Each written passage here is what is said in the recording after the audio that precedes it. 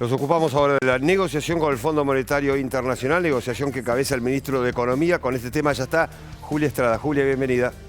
Muchas gracias. Vamos a hablar de esta gira de Martín Guzmán y también de las propuestas argentinas para poder negociar mejor y diría negociar distinto al resto del mundo y negociar distinto a lo que viene ocurriendo en esta arquitectura financiera internacional, por cierto, bastante vetusta y bastante poco atenta a la situación de la pandemia y también a la situación de la Argentina post-Macri y en el contexto de pandemia. Vamos con algunas placas.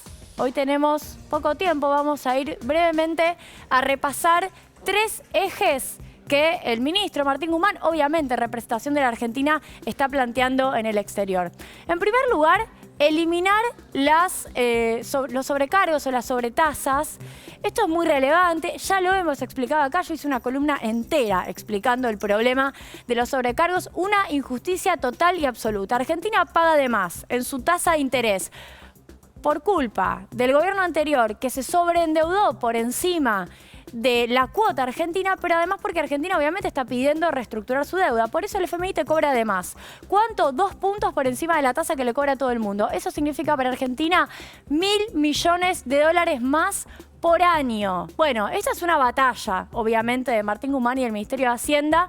Yo lo vengo diciendo, no es la batalla trascendental para poder hacer que Argentina sea sostenible en su deuda, pero sí es una batalla para torcerle el brazo al sistema financiero que no hace nada para que la pandemia sea una situación para flexibilizar su política. Bueno, me parece muy relevante entonces este pedido de eliminar los sobrecargos por parte de Martín Guzmán. Vamos a avanzar en otras 2 placas que hacen a otros 2 pedidos o 2 ejes de la agenda. Le diría que este es el plato fuerte. No sé si recuerdan la discusión, que de hecho yo la vengo planteando acá, 10 años sí, 10 años no. ¿Cuánto necesita la Argentina para poder hacer una reestructuración sostenible frente al fondo?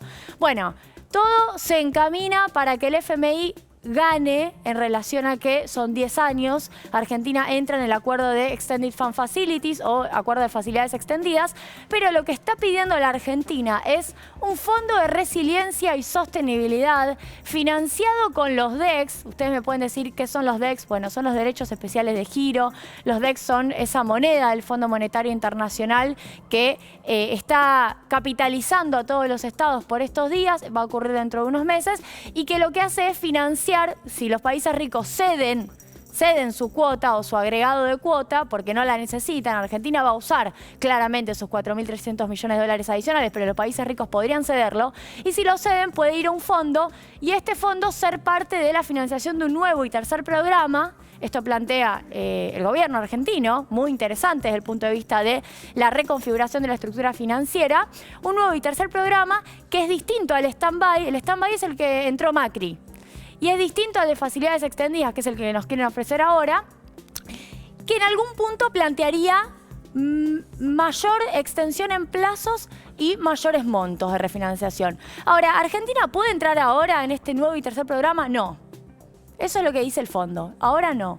Tengo una góndola con productos, como suele decir Sergio Chodos. Esos productos son stand-by, facilidades extendidas, que son 2 programas típicos del FMI. No te puedo hacer uno para vos. Uno puede pensar, qué injusticia, porque a Mauricio Macri le hicieron una excepción.